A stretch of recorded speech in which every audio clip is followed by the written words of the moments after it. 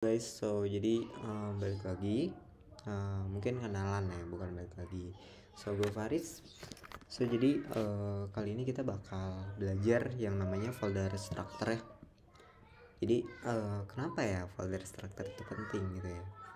Nah jadi sebenarnya penting gak penting tuh relatif ya. Tapi gini sih, ketika lu bikin sebuah aplikasi gitu ya, atau sebuah framework, itu kan sejatinya lo tidak akan terlepas dari yang namanya maintenance gitu. Dan maintenance ini di masa depan itu bakal mempengaruhi seberapa cepat lo nge-deliver gitu, atau seberapa mudah gitu ketika ada bug ataupun perlu nambah fitur gitu. Nah, umumnya orang tuh biasanya udah udah tercover sih ketika lu bikin CRA ataupun Next.js gitu. Itu udah ada folder structure-nya gitu. Tapi sejujurnya dan sebenarnya yang terjadi, folder structure di Next.js atau create recap itu belum mempresentasikan apa yang terjadi di lapangan gitu. Nah, untuk company yang besar gitu, untuk aplikasi yang besar, itu kan nanti yang di maintenance itu bukan cuma satu orang ya, maksudnya ada beberapa banyak atau bahkan ribuan, ratusan lah ya, ngomongin ribuan, ratusan engineer yang commit atau melakukan change di satu repo yang sama. Makanya patch itu atau folder structure itu cukup penting gitu. Kenapa? Karena gini bro, kan lu tuh melakukan change ya, perubahan gitu, dan kita tuh umumnya pakai Git kan ya, pakai Git gitu.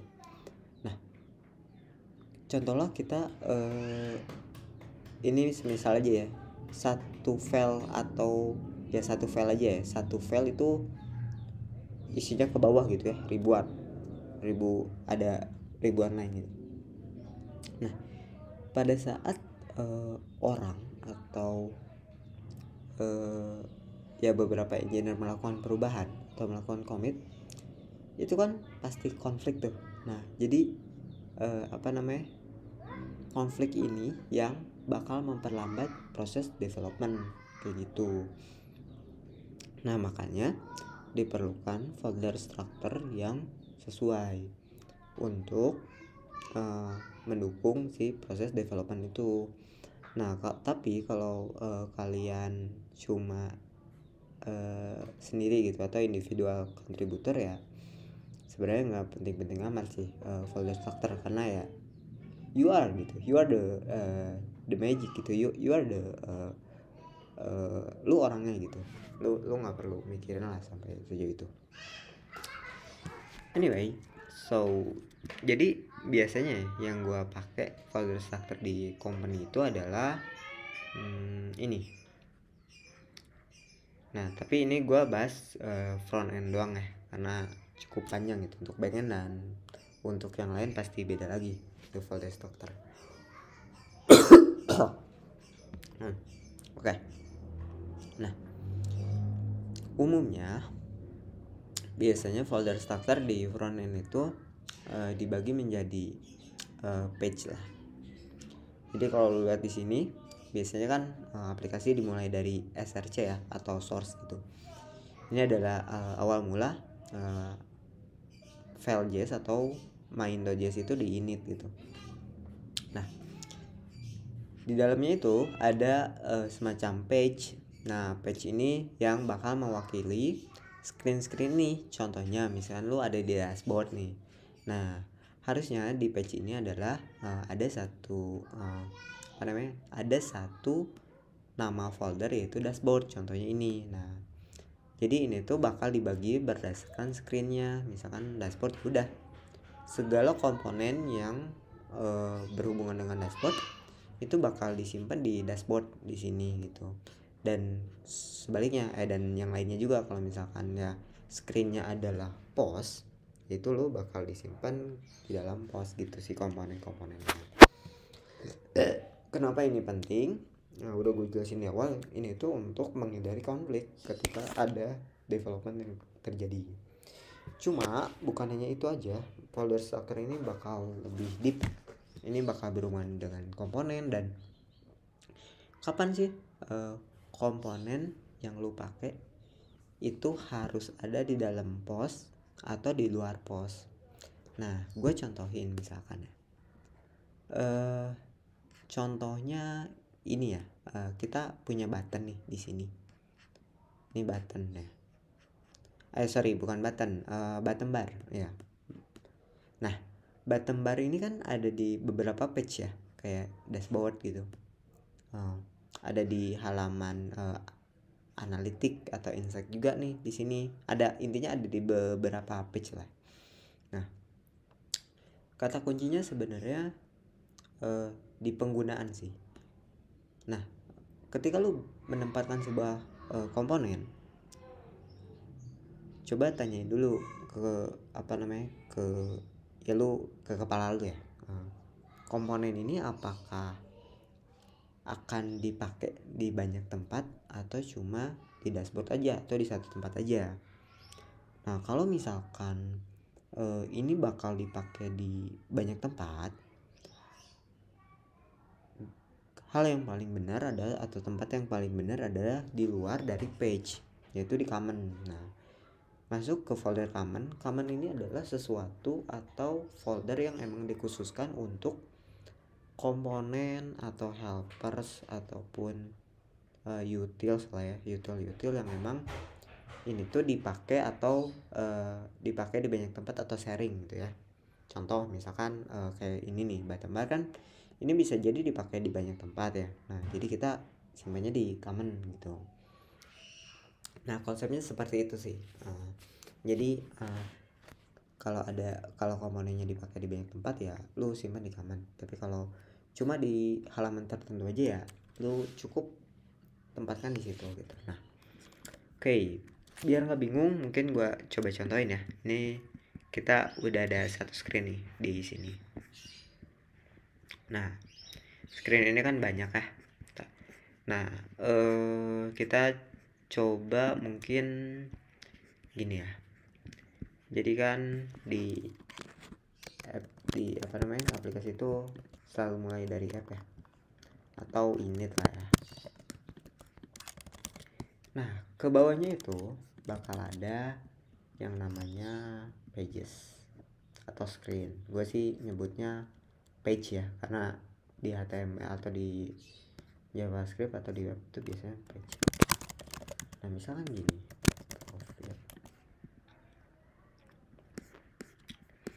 ini kita coba dulu. Nah, ini masuknya ke dalam pages atau screen folder. Nah, di dalam dashboard ini nih, di dalam folder profile itu kan ada beberapa komponen ya yang unik gitu komponennya. Contohnya misalkan di sini ada card. Nah, misalkan ada card atau card komponen. Sorry, jangan deh. Enggak deh.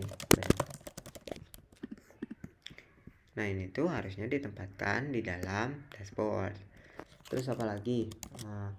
Profile atau kontak ya. Oke, apalagi transaction. History lah ya.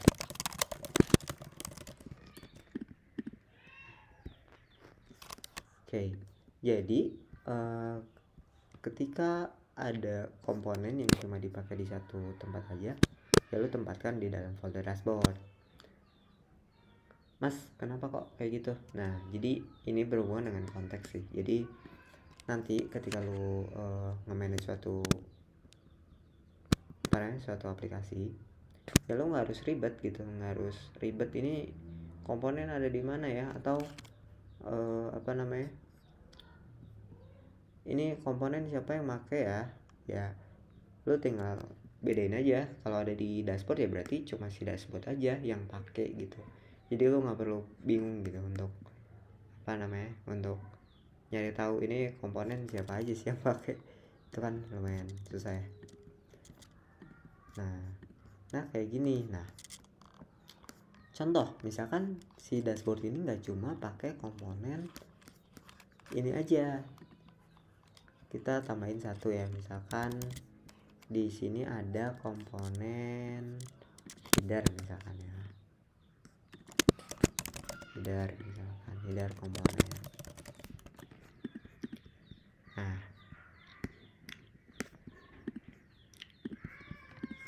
gue punya header komponen nih di profile gitu.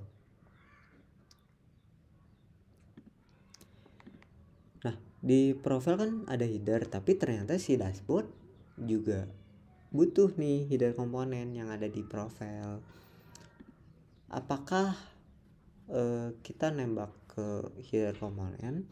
Sebenarnya bisa-bisa aja, cuma ini tidak best practice dan bahkan menimbulkan pertanyaan atau kebingungan nanti di depannya. Ini masih 2 page nih, tapi bayangin udah 10 page atau 100 page gitu ya. Itu mungkin sih. Nah oleh sebab itu kita perlu mengeluarkan si header komponen ini. Oke, kita keluarkan di mana? Jadi kita keluarkan dengan bentuk entity baru atau folder baru atau ya grouping baru lah ya.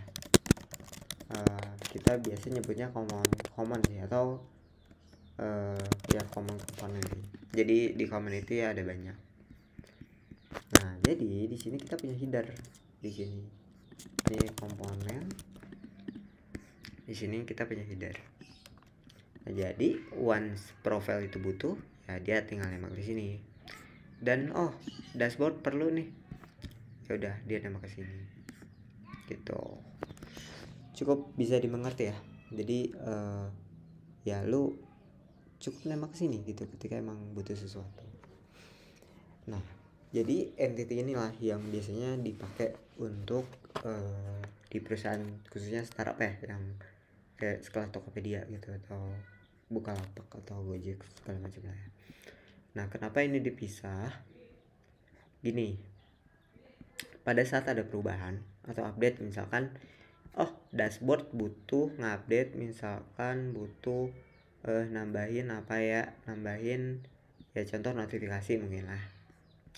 Nah sementara di profile tuh nggak butuh gitu, di profile tuh nggak butuh notifikasi gitu.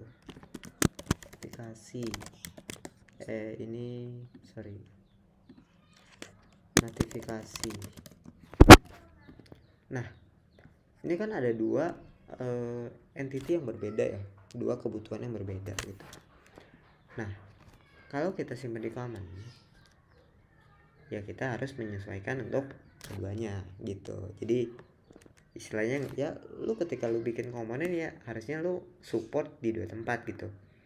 Jadi itu bakal membuat kondisi baru. Contohnya lu bisa nambahin kondisi is notification true or false, nah gitu. Jadi di dashboard butuh nih notifikasi, ya udah lu kirim param is notification true untuk yang header dashboard.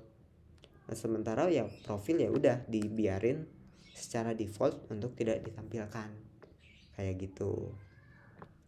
Kurang lebih kayak gitu ya mindsetnya. Jadi kenapa ini dipisah ya perlu gitu. Nah kalau di front end itu biasanya kita pakainya atomic design sih. Jadi atomic design tuh nih kayak gini.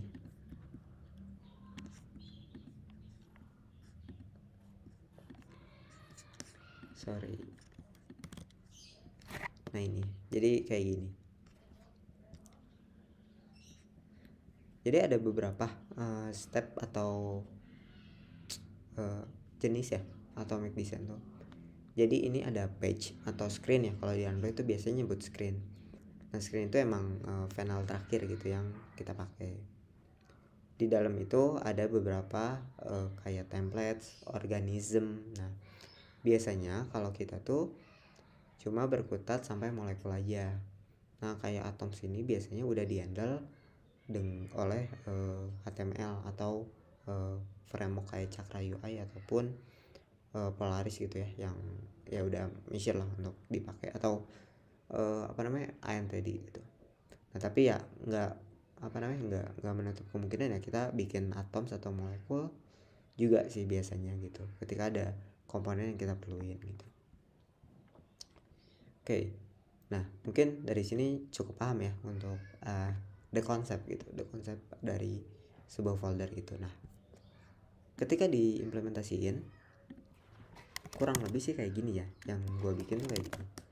Jadi gue biasanya bikin ada page, terus ada comment, terus ya ini tambahan aja sih, boleh ditambah atau enggak. Nah biasanya tuh gue bikin dashboard, terus bikin profile. Oke, nah sorry ini muka gue nggak kelihatan ya. Oke. Nah di sini ini kan ada page ya, ada page. Nah di sini tuh biasanya ada ininya, page-nya ya, index ya, bla bla bla gitu ya. Ini render page gitu. Nah di sini biasanya gue nambahin komponen sih. Nah komponen ini yang disebut organism atau templates gitu. Tapi gue biasanya kalau templates itu mainannya di sini sih, di page itu pakai div ataupun box gitu ya. Nah di sini misalkan lo punya card, terus ada apa lagi ya, history gitu, history transaction, terus kontak komponen gitu sih biasanya gue kayak gini. Terus ya biasanya tuh ada lagi, ada hooks, terus ada constant, terus ada apa lagi, ada service biasanya kalau kita pakai API. Nah jadi ini nih yang yang kayak gini-gini ya, yang kita bisa supaya apa ya, tadi gue bilang kalau misalkan kita mainkan tuh kita udah dapat konteks gitu di dashboard. Oh di dashboard tuh pakai service, misalkan dashboard service, ya udah gitu, berarti yang pakai dashboard service tuh yang cuma si dashboard aja gitu, nggak ada yang lain gitu ya. Itu sangat memudahkan sih, jadi ini nggak terlalu panjang gitu, nggak 100 lines nggak gitu tuh. Oke, profil ada komponen lagi, ada service, ada hooks biasanya ada tuh, terus ya gitulah ya, terus ada index ya gitu. Nah di sini baru ada komponen. Nah misalkan biasanya gue rubah berdasarkan ini sih tipenya. Nah karena kita mainannya di molekul, nah jadi mainannya molekul. Misalkan ini tuh header, misalkan header, nah jadi kita ya return header. Nah terus kita bikin if ya, misalkan gini, ini kira-kira aja ya, harusnya tes. Nah di sini tuh kita bisa bikin param tuh, misalkan is notifikasi. Nah ini bisa misalkan is notifikasi div null gitu.